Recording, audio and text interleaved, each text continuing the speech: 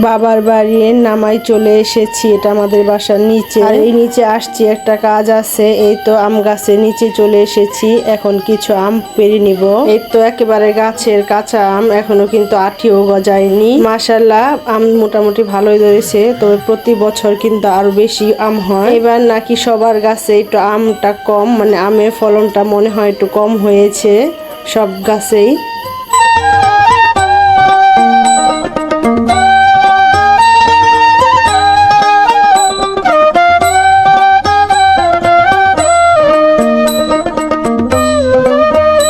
মাত্র কয়েকটা আমি পেরেছি। তো বাসায় এসে এখন আমগুলা কেটে নিব। আমগুলা ছুলে এখন আমি 4-5টা ভাগ করে তারপরে আমটা করবো, মানে একটু চিকন চিকন করে কাটবো। এতে করে তাড়াতাড়ি আমগুলা শুকিয়ে যাবে। আজকে আমি আমগুলা শুকাতে দিব।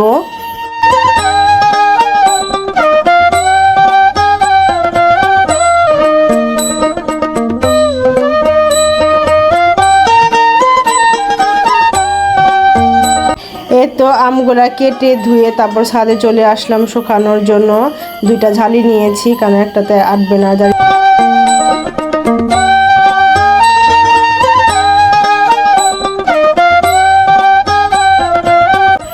আম শুকিয়ে ছাদে থেকে আমি নিচে নেমে এসেছি। তো ভাইয়ের ছেলে বললো, ফুপি চল আমি আর একটু 5 গুটি খেলি। আর এই খেলাটার নাম হচ্ছে, আমাদের এলাকায় বলে 5 গুটি খেলা, আর কোন এলাকায় কি নাম বলে আমি জানি না। তারপর কিছুক্ষণ ঘুমে থেকে প্রচুর পরিমাণে গরম ছিল, কারেন্ট চলে গিয়েছিল, একটু নামায় চলে এসেছি ঠান্ডা হাওয়া খেতে। আর এরই মাঝে ঠান্ডা খেয়ে বাসায় চলে এসেছি। আজকে দুপুরের কি রান্নার আয়োজন ছিল একটু শেয়ার করে দিলাম আপনাদের মাঝে।